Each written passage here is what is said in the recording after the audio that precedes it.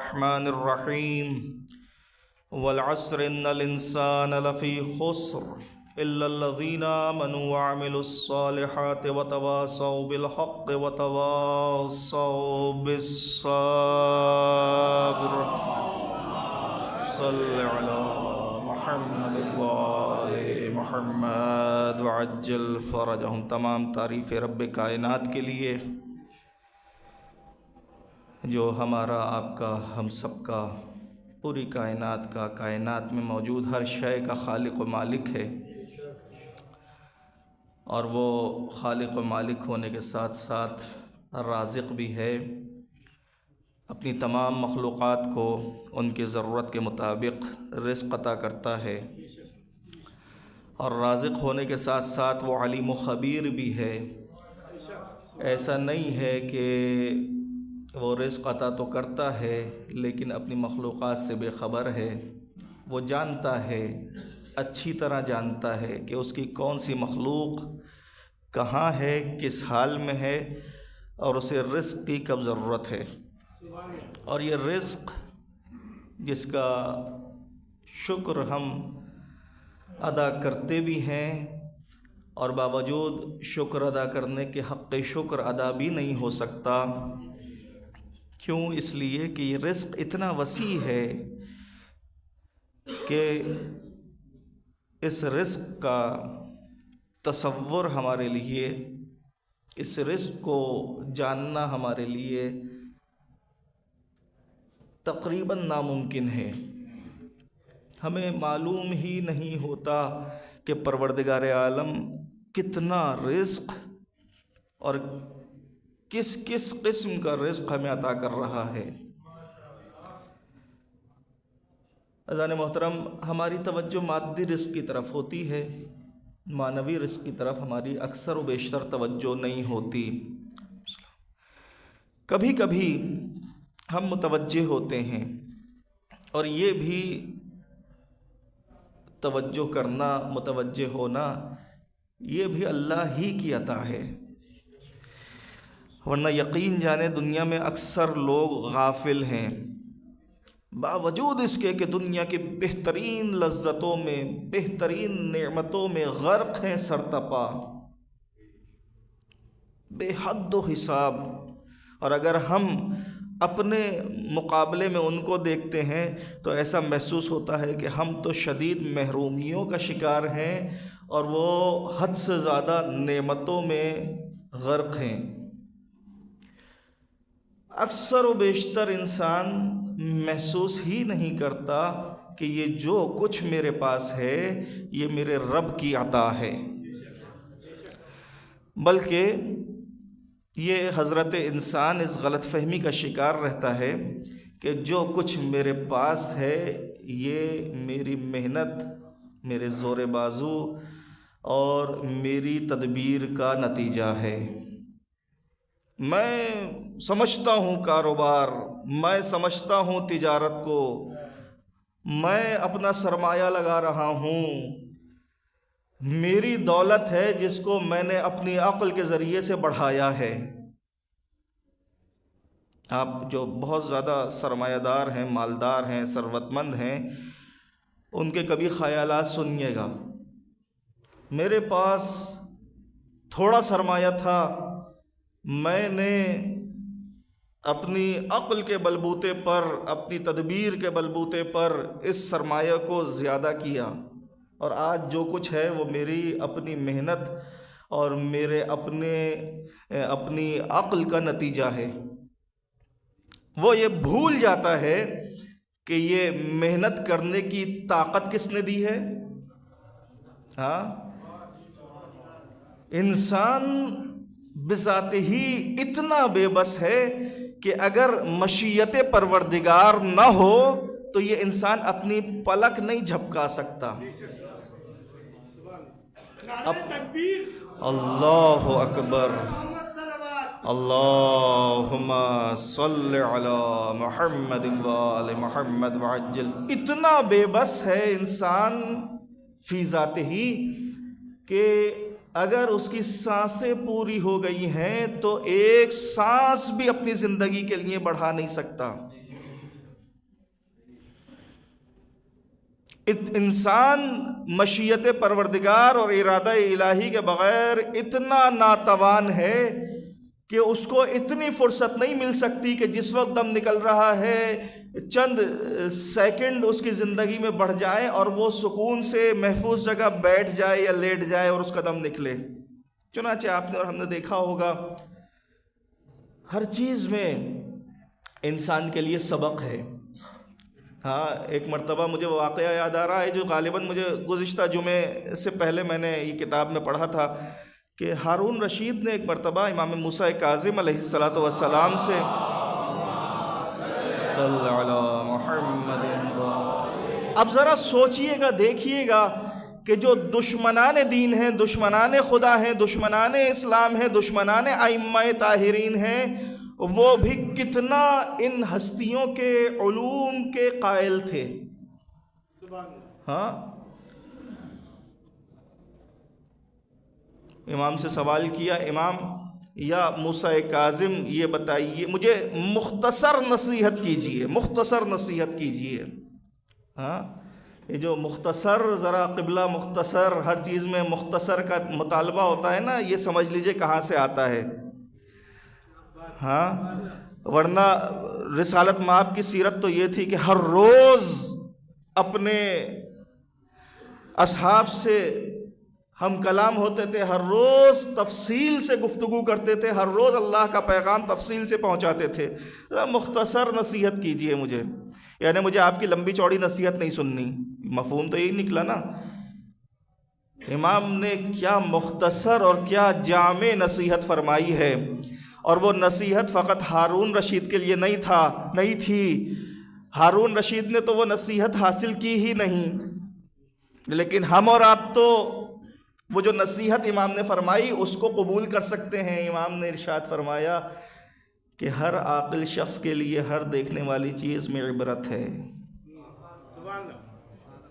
اور تو کیجئے، اللہم صلی علی محمد۔ ایسے نہیں یہ حق کے صلوات ادا نہیں ہوا، دل کی گہرائیوں سے بآواز بلند ایک صلوات پڑھی حضرات محمد۔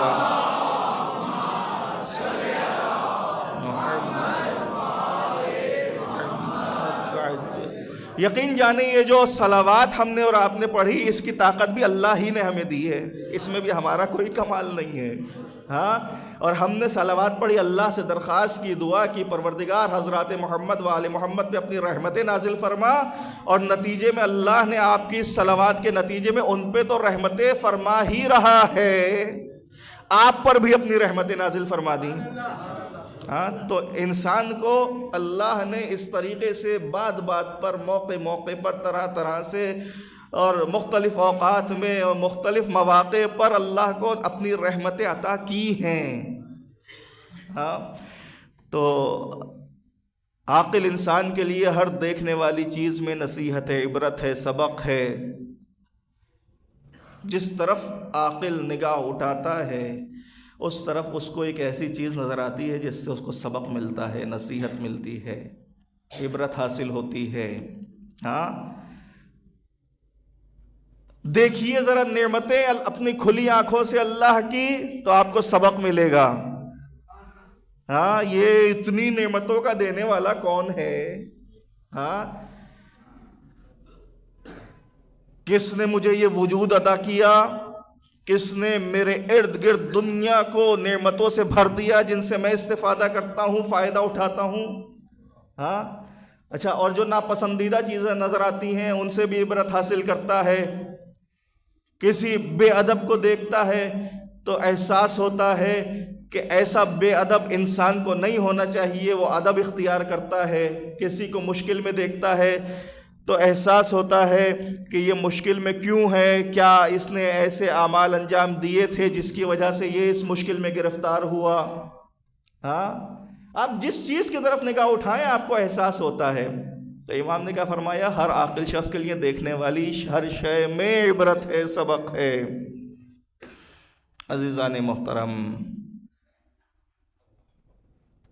اللہ نے بے شمار ایسے موقع، ایسے ایام، ایسے مہینے عطا فرمائے کہ جس میں انسان کے لیے اپنی رحمتیں بھر دیں. ایک عمل، معمولی عمل، عام دنوں میں اس کا اجر ایک کے بدلے ایک، یا قرآن کی تعلیمات کے مطابق دیکھ لیں تو ایک نیکی کا بدلہ 10 نیکیوں کے ذریعے سے. لیکن کچھ دن، کچھ مہینے ایسے ہیں کہ جب پروردگار عالم نے بے حساب اجر رکھ دیا. یہ ماہ شعبان جس کا آج آغاز ہو رہا ہے، اور میرے اللہ کا شکر ہے کہ اس نے ہمیں یہ دوبارہ یہ مہینہ نصیب فرمایا. ہاں، اور سال گزشتہ اگر ہم اس سے استفادہ نہیں کر سکے تھے کما حقہ، تو اس سال پھر اللہ نے یہ موقع میسر فرمایا. معمولی مہینہ ہے، کوئی معمولی موقع ہے اللہ کی رحمتیں حاصل کرنے کا. پہلی بات، اللہ کے محبوب نبی نے اس مہینے کو خود اپنے آپ سے منسوب فرمایا، اور یہ اللہ کے نبی نے نہیں، اللہ نے اس مہینے کو اپنے محبوب نبی سے منسوب فرمایا ہے. اسی لیے اللہ کا محبوب نبی یہ ارشاد فرماتے نظر آتا ہے، پیغمبر اسلام کچھ بھی نہیں کہتے اپنی طرف سے، وہ منچاہی باتیں نہیں کرتے ہیں، وہ اللہ چاہی باتیں کرتے ہیں. ہاں، جو اللہ چاہتا ہے وہ کہتے ہیں، جو اللہ چاہتا ہے وہ کرتے ہیں. ہمارا عقیدہ اور درست اسلامی عقیدہ یہی ہے، اور قرآنی عقیدہ یہ ہے. اور یہ میں عقیدے کی بات نہیں کر رہا ہوں جو ہمارے یہاں کہا جاتا ہے نا بڑے عقیدے کا شعر ہے، وہ والی بات نہیں ہے. یہ اسلامی صحیح عقیدہ یہ ہے کہ وما ينطق عن الهوى ان هو الا وحی یوحى، کلام نہیں کرتے، فعل تو کجا. ہاں، عمل کرنا تو بات کی بات ہے، وہ تو کلام ہی نہیں کرتے، گفتگو نہیں کرتے، ماں سوائے اس کے کہ ان پر وحی نازل نہ ہو جائے، اللہ کی جانب سے پیغام نہ آ جائے. اللہ کا پیغام پہنچانے کے لیے کلام کرتے ہیں. اگر وہ اس مہینے کو خود اپنے آپ سے منسوب کر رہے ہیں تو اس کا مطلب یہ ہے کہ اللہ نے اس مہینے کو ان سے منسوب فرمایا ہے.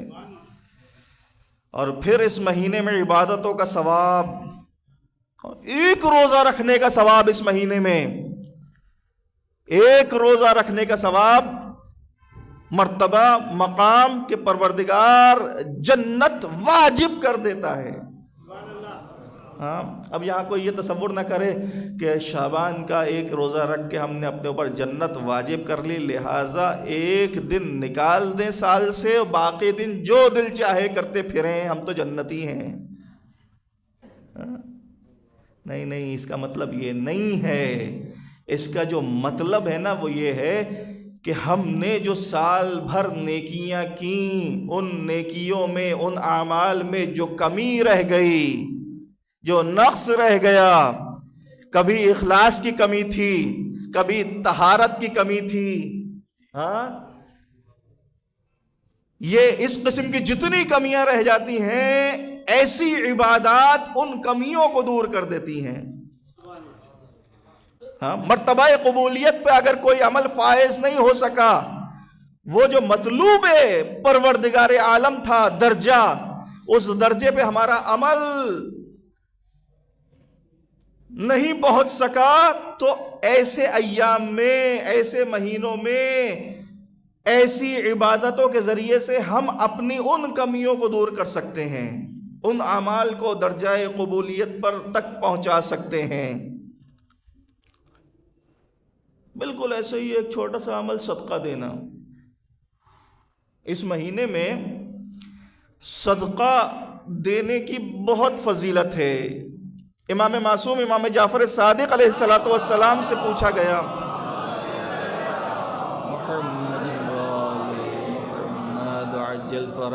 مولا کیا روزہ رکھنے کے علاوہ بھی ماہ شعبان میں کچھ اس سے بڑی نیکیاں ہیں؟ اب کس سے مقایسہ کر رہا ہے سوال کرنے والا؟ کس سے موازنہ کر رہا ہے؟ روزہ رکھنے سے، کہ اس روزہ رکھنے سے بھی کوئی بڑی نیکی ہے. اب دیکھیے یہ رحمت پروردگار عالم کا تقاضا ہے کہ اس طریقے سے امام بیان کریں کہ ہاں اس مہینے میں صدقہ دینا، استغفار کرنا۔ میں نے جتنی احادیث پڑھی اس موضوع پر، جو کتابیں اٹھائیں، خلاصہ کلام جو میرے سامنے آیا، اس مہینے میں 3 اعمال ایسے ہیں جن کی بہت فضیلت ہے۔ ایک روزہ رکھنا، دوسرا صدقہ دینا، تیسرا استغفار کرنا۔ مولا نے جواب میں ارشاد فرمایا کہ صدقہ دینا، اور اللہ اس مہینے میں دیے ہوئے صدقے کو اس طریقے سے بڑھا دیتا ہے۔ اب تشبیہ دی، آج سے 1400 برس پہلے کے انسان جو بادیہ نشین انسان تھا، دیہاتوں اور ریگستانوں اور جنگلوں اور بیابانوں میں رہنے والا انسان تھا، ہاں اس کے لیے تشبیہ دی کہ جس طریقے سے تم اونٹنی کے بچے کو لیتے ہو، اس کو کھلاتے پلاتے ہو اور اس کو عظیم الجثہ بنا دیتے ہو کھلا کھلا کے۔ ہاں اس وقت حیوان پروری عام تھی، کاشتکاری اور مال مویشی پالنا۔ جس طریقے سے تم ان کو عظیم الجثہ بنا دیتے ہو، اونٹ کے بچے کو کھلا کھلا کے، اس طریقے سے پروردگار عالم اس ماہ شعبان میں جو تم صدقہ دیتے ہو، تھوڑا سا صدقہ دیتے ہو، اس کو اس طریقے سے بڑا کر دیتا ہے۔ اب جو کتنا صدقہ، امام نے وہ بھی بیان فرمایا، اگرچہ وہ آدھی کھجور کے برابر ہی کیوں نہ ہو۔ آدھا کھجور، اللہم صلی علی محمد۔ اب یہاں میرے سامعین میں سے، مومنین میں سے کوئی یہ تصور نہ کرے کہ ہم آدھی کھجور دیں گے تو وہ عظیم الجثہ اونٹ کے برابر ہو جائے گی، لہذا آدھی پر اکتفا کرو۔ جب آدھی کھجور صدقہ دینا اتنا اجر اور ایسے نتیجے اور ایسی خوشنودی پروردگار، ایسی رضا الہی کا سبب بنے گا، تو سمجھیے کہ اگر اس مہینے میں آپ جی کھول کے راہ خدا میں انفاق کریں گے، صدقہ دیں گے، تو اس کا کیا مقام و مرتبہ ہوگا۔ ہاں حتی الامکان کوشش کیجئے کہ جو مہینے ہیں یہ اللہ کے پسندیدہ مہینے ہیں، اس میں تھوڑا سا عمل بہت زیادہ ہو جاتا ہے۔ استغفار کرنا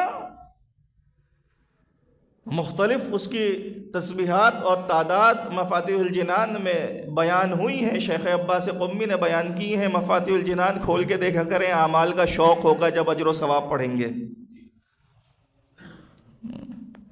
پوچھا فائدہ کیا ہے ان اعمال کا؟ یہ انسان ہے نا، یہ فائدہ دیکھتا ہے، فائدہ کیا ہوگا مجھے۔ ہاں امام نے ارشاد فرمایا جنت واجب ہوگی، روز قیامت عزت و تکریم سے نوازا جائے گا۔ وہ دن، وہ روز، وہ میدان حشر، وہ روز محشر کہ جب نفس نفسی کا عالم ہوگا، سب کو حساب و کتاب کی منزل میں ایسے کھڑا کر دیا جائے گا جیسے مجرم ہیں، ملزم ہیں۔ جس وقت انسان کو کسی کی خبر نہیں ہوگی، اس کو اپنی پڑی ہوگی کہ کسی طریقے سے میری بخشش ہو جائے۔ اس روز اگر یہاں کا تھوڑا سا عمل ہمیں عزت و تکریم دلا دے تو یہ گھاٹے کا سودا نہیں ہے۔ تیسری چیز جو انسان کو حاصل ہوگی، تقرب پروردگار عالم حاصل ہوگا، قرب الہی، اللہ سے نزدیکی۔ اللہ سے نزدیکی کا مطلب یہاں یہ نہیں ہے کہ اللہ وہاں روز قیامت ایک کرسی پر جلوہ افروز ہوگا اور ایسے باعمل مومن کو اس کی کرسی کے نزدیک کر دیا جائے گا۔ نہیں، اس کا مطلب اور معنی یہ ہے کہ وہ مقرب درگاہ پروردگار عالم ہو جائے گا، اس کو خوشنودی پروردگار عالم حاصل ہو جائے گی، اس کو رضائے الہی مل جائے گی۔ ہاں اس کا وہاں مقام و مرتبہ ممتاز ہو جائے گا، دوسروں سے برتر ہو جائے گا۔ یہ ہے قرب الہی، اللہ راضی ہو جائے گا۔ ہاں میرے مولا امیر المومنین علی ابن ابی طالب علیہ السلام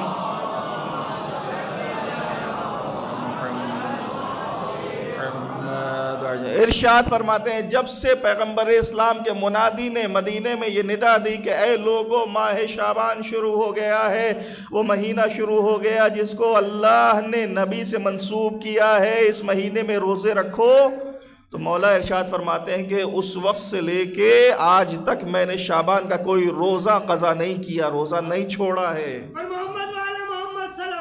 اللہم صلی علی محمد۔ اور پھر مولا ارشاد فرماتے ہیں کہ جب تک زندہ رہوں گا، جب تک اس دنیا میں ہوں تب تک اس مہینے کے روزے رکھتا رہوں گا۔ یہ روزے واجب نہیں ہیں، مستحب ہیں۔ اللہ محبت کرتا ہے ان روزوں سے، مستحب، اللہ کو پسند ہیں یہ روزے۔ ہاں، اور اگر غور کیا جائے تو واجب اور مستحب کا ایک فرق یہ بھی ہو سکتا ہے کہ اللہ کی پسندیدگی کے معیار پر مستحب عمل زیادہ اترتا ہے، نام ہی مستحب ہے۔ مستحب یعنی وہ جس کو پسند کیا گیا ہو، جس کو طلب کیا گیا ہو، جس کو چاہا گیا ہو۔ اچھا، اب یہاں پر جو ہے وہ دین نے، اسلام نے، شریعت نے، اللہ نے، شارع مقدس نے عمل کے میدان میں آپ کو اتنی ترغیب دلائی، تشویق دلائی۔ تشویق شوق دلانا، ترغیب رغبت پیدا کرنا۔ ہاں، کیا اس سے یہ بات سمجھ میں نہیں آتی کہ اللہ پسند کرتا ہے ان لوگوں کو جو محنت کرتے ہیں، کوشش کرتے ہیں، جستجو کرتے ہیں، زحمت اٹھاتے ہیں، تکلیفیں جھیلتے ہیں، مصیبتیں برداشت کرتے ہیں۔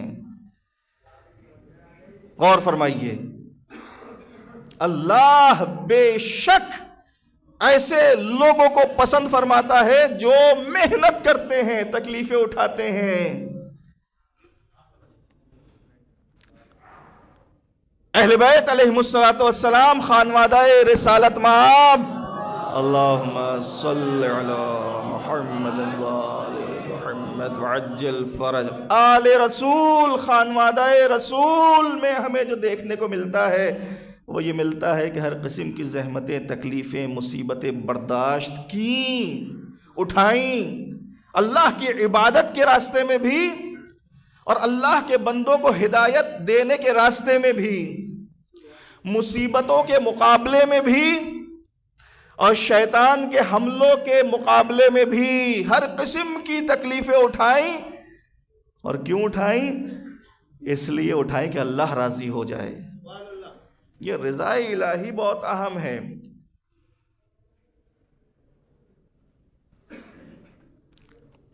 اس لیے اٹھائیں کہ اللہ نے جو حق، جو مقام، جو فضیلت ان کو عطا کی ہے اس کا استحقاق پیدا کر لیں۔ ہاں، دیکھیے ایک مرتبہ آپ کو کوئی چیز تحفتاً مل جائے، ٹھیک ہے، مثلاً کوئی جائیداد، کوئی گاڑی، کوئی لباس، کوئی ڈگری، کوئی سند، ہاں، تحفتاً مل جائے، اعزازی ڈگری مل جائے، ڈاکٹریٹ کی اعزازی ڈگری مل جائے۔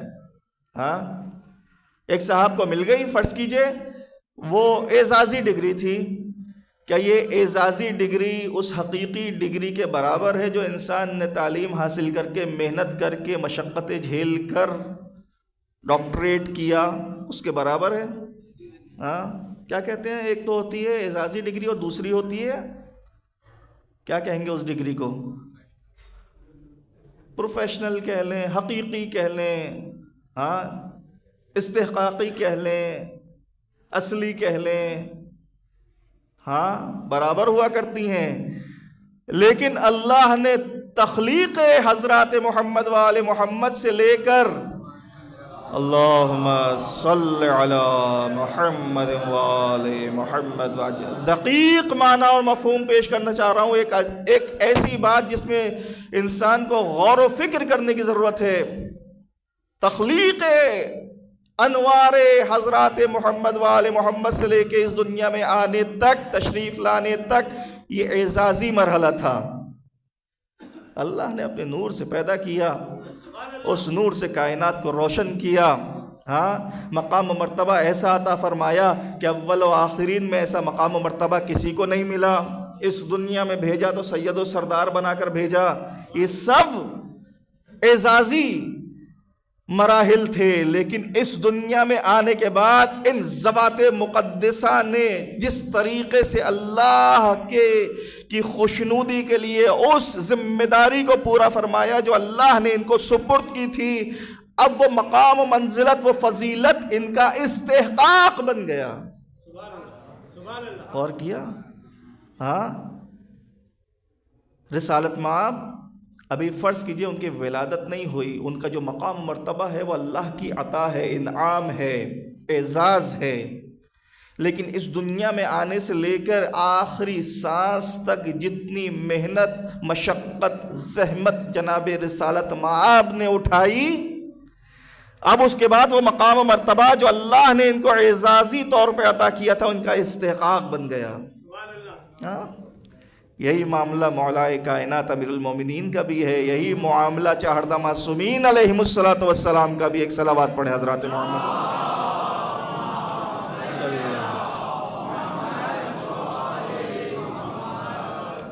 عزیزان محترم، ایسی ذوات مقدسہ کو ماننے والے، ان کا نام لینے والے اپنی زندگی میں کیا کر رہے ہیں؟ ہاتھوں پہ ہاتھ رکھے بلکہ دھرے بیٹھے ہوئے ہیں۔ بس دنیا میں بھی ہم معجزوں کا انتظار کر رہے ہیں، کوئی معجزہ ہو جائے، کوئی لاٹری نکل آئے، کہیں سے چھپڑ پھاڑ کے دنیا مل جائے۔ بھئی یہی تو نظریہ ہے نا جس کی وجہ سے آج دنیا میں بھی مسلمان پیچھے ہیں۔ آخرت کے بارے میں بھی یہی تصور کیے بیٹھے ہیں، چونکہ ہم ان کے نام لیوا ہیں، چونکہ ان کے ماننے والے ہیں، چونکہ ان کے محب ہیں، چونکہ ان کے شیعہ ہیں، لہٰذا جنت ہمیں نہیں تو کس کو ملے گی؟ نہ دنیا کے لیے محنت ہے، نہ آخرت کے لیے محنت ہے۔ اللہ تعالیٰ قرآن مجید میں کیا ارشاد فرما رہا ہے کہ ان اللہ لا یغیر ما بقوم حتی یغیروا ما بانفسہم۔ غور سے سماعت فرمائیے، ترجمہ آپ حضرات کو ہدیہ کر رہا ہوں، اس امید کے ساتھ کہ اس قانون الہی کو ہمیشہ ہمیشہ اپنے ذہن میں سب سے قیمتی چیز بنا کر محفوظ رکھیں گے اور زندگی کے ہر مرحلے میں اس کو یاد رکھیں گے۔ ان اللہ لا یغیر ما بقوم، کہ اللہ کسی قوم کی حالت کو تبدیل نہیں کرتا، حتی یغیروا ما بانفسہم، یہاں تک کہ لوگ خود اپنی حالت کو تبدیل نہ کریں۔ یہ کیا کہہ دیا اللہ نے؟ اللہ نے ہمیں اور آپ کو اس آیت میں یہ سمجھایا ہے کہ تمہارے حالات نہیں بدلیں گے اس وقت تک جب تک تم خود اپنے حالات نہیں بدلو گے۔ اگر تم محنت کرو گے علمی میدان میں تو عالم بنو گے، اگر تم دنیا کو سنوارنے کے لیے محنت کرو گے تو دنیا سنورے گی، اگر تم اپنی حالت کو تبدیل کرنے کے لیے مشقت اٹھاؤ گے تو تمہاری حالت تبدیل ہوگی۔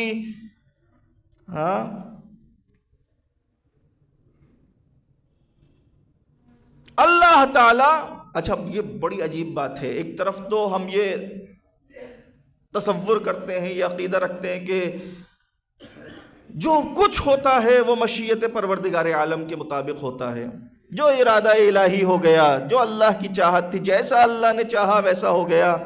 دوسری طرف اللہ قرآن مجید میں سورہ رعد کی آیت نمبر 11 ہے، اس میں یہ واضح الفاظ میں ارشاد فرما رہا ہے۔ تو اتنا یاد رکھیے کہ مشیت پروردگار عالم، ارادہ الہی یہی ہے کہ انسان محنت کرے، جستجو کرے، کوشش کرے، جد و جہد کرے تو اللہ تعالیٰ اس کو عطا کرے۔ توجہ ہے؟ اچھا، یہ مثبت اور منفی معنوں میں دونوں میں لی جا سکتی ہے بات۔ جب تک لوگ اپنی حالت کو تبدیل نہ کریں، اللہ تعالیٰ ان کی حالت کو تبدیل نہیں کرتا۔ ہاں، غریب ہے، فقیر ہے، تنگ دست ہے، غیر عالم ہے، نادان ہے، انسان جب تک کوشش نہیں کرے گا اس سے یہ چیزیں دور نہیں ہوں گی، اور اس کو نعمات پروردگار عالم، پروردگار عالم کی رحمتیں اور وہ مدارج جو انسان پسند کرتا ہے وہ حاصل نہیں ہوں گے جب تک انسان محنت نہ کرے۔ اسی طریقے سے اگر اللہ نے کسی کو اپنی نعمتیں عطا کی ہوئی ہیں، کسی کو مقام و منصب عطا کیا ہوا ہے، کسی پر مہربان ہے، تو یہ مہربانی پروردگار عالم، یہ نعمات پروردگار عالم اس سے تب تک دور نہیں ہوں گی جب تک انسان خود اپنی کرتوتوں کے ذریعے سے ان کو دور نہ کر دے۔ توجہ ہے؟ عام طور پہ اس کو مثبت معنوں میں لیا جاتا ہے، یعنی انسان کی بری حالت سے اچھی حالت اس وقت تک نہیں انسان کو حاصل ہوگی جب تک انسان خود کوشش نہ کرے۔ یہ بات درست ہے، لیکن اس کا بالکل برعکس، اس کی بالکل برعکس تصویر بھی درست ہے۔ یعنی انسان جس چیز کی بھی کوشش کرتا ہے وہ چیز انسان کو حاصل ہوتی ہے۔ اور میری اس بات کی دلیل یہ ہے کہ قرآن مجید میں پروردگار عالم نے ایک اور مقام پہ ارشاد فرمایا ہے کہ ظہر الفساد فی البر والبحر بما کسبت ایدی الناس، کہ یہ خشکی اور تری میں جو ظاہر ہو رہا ہے فساد اور بے چینی اور بد امنی ہے، یہ اس وقت تک نہیں ہے جب تک انسان خود اپنے ہاتھوں سے اس کو مہیا نہ کر دے۔ عزیزان محترم، آخری منٹ وقت میں نے آج سوچا تھا کہ 1:33 پہ اپنا خطبہ ختم کر دوں گا، 2 منٹ ہو گئے، لیکن 1 منٹ اور چاہیے۔ عزیزان محترم، آپ کا اللہ جو مشہور تو یہ ہے کہ وہ 70 ماؤں سے زیادہ مہربان ہے، لیکن حقیقت یہ ہے کہ ماں کی محبت اور اللہ کی محبت قابل مقایسہ نہیں ہے۔ دنیا کی اربوں کھربوں ماؤں کو محبت اور ممتا بھی اسی نے عطا کی ہے۔ ہاں، یہ باپ کے اندر جو اولاد کی محبت اور اس کی شفقت ہوتی ہے یہ بھی اللہ نے عطا کی ہے۔ وہی اللہ اس قرآن مجید میں آپ کے اور ہمارے لیے، ہم سب کے لیے یہ پیغام دے رہا ہے کہ محنت کرو، کوشش کرو، جد و جہد کرو، ہاں، اور اس مقام مرتبے کو حاصل کرو جو اللہ نے تمہارے لیے پسند کیا ہے، اس کو نہیں جس کو تم اپنے لیے پسند کرتے ہو۔ کیونکہ ابھی تو ہماری پسند اور اللہ کی پسند ایک ہی نہیں ہوئی ہے۔ پہلے تو ہمیں اپنی پسند کو اللہ کی پسند کے مطابق بنانا ہے۔ ہاں، اللہ پسند کرتا ہے کہ میرا بندہ میرا عبادت گزار ہو، میرے دوسرے بندوں کا احترام کرے۔ آپ کا اور ہمارا جی کبھی چاہتا ہے عبادت کو، کبھی نہیں چاہتا۔ جب نہیں چاہتا تو اللہ کی عبادت سے گریز کرتے ہیں، فرار کرتے ہیں۔ اب یہ بتائیے کہ ہم نے ایسے موقع پر اللہ کی بندگی کی یا خود اپنے نفس کی غلامی کی؟ یعنی اگر ہم اس مرحلے کو شرک خفی سے تعبیر کریں تو بات غلط نہیں ہوگی۔ اپنے اوپر اپنے اللہ کے ساتھ ساتھ خود اپنے نفس کو حاکم بنایا ہوا ہے۔ مرحلہ حکومت میں ہم نے اپنے نفس کو اللہ کے ساتھ شریک کر لیا ہے۔ دست دعا بلند کیجئے، بارگاہ پروردگار عالم میں دعا کیجئے، پروردگار تجھے واسطہ حضرات محمد و آل محمد کا ہمیں اپنے نفوس کی اصلاح کرنے کی توفیق عطا فرما۔ پروردگار جس طریقے سے تو چاہتا ہے ہمیں جد و جہد کرنے کی توفیق عطا فرما۔ پروردگار ہمارے دلوں میں انہی چیزوں کا شوق پیدا فرما جن کو تو پسند فرماتا ہے۔ پروردگار ہمارے اعمال میں، ہمارے کردار میں جو کمیوں کاستی اور عیوب ہے، پروردگار ان عیبوں کو دور فرما۔ پروردگار تجھے واسطہ حضرات محمد و آل محمد کا ہماری عبادات کو درجہ قبولیت پہ قائم فرما۔ پروردگار ہمارے بچوں کی حفاظت فرما، نوجوانوں کی حفاظت فرما، ہمارے مرحومین کی مغفرت فرما، ہمارے بیماروں کو صحت کاملہ و عاجلہ عطا فرما، بے روزگاروں کو روزگار عطا فرما، ہمارے رزق میں خیر و برکت نازل فرما، مقروضوں کے قرض کو غیب سے ادا فرما، جو بچے شعور کی منزلوں کو پہنچ چکے ہیں پروردگار ان کی قسمتوں کو نیک فرما۔ پہلے دعا یہ کی جاتی تھی کہ پروردگار بیٹیوں کے نصیب اچھے فرما، اب یہ دعا کرنے کی ضرورت ہے پروردگار بیٹیوں اور بیٹوں دونوں کے نصیب اچھے فرما۔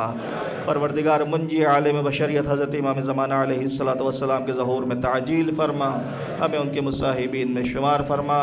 ربنا تقبل منا انک انت السمیع العلیم برحمتک یا ارحم الراحمین۔ اللہم فصل علی محمد وآلہ افضل ما و اکرم ما جزیت احدا من انبیائک عن امتہ انک انت العزیز الحکیم۔